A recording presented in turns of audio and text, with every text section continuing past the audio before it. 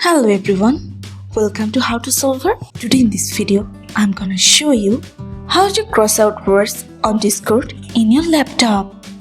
Before starting the video, please subscribe to How to Solver. So, let's go. For this, you have to open your Discord. Now go to your chat option. After opening your chat, you have to type here to tilde key your text, then to tilde key.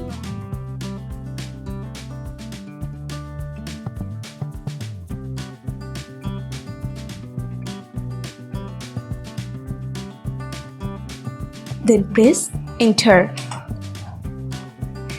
That's it.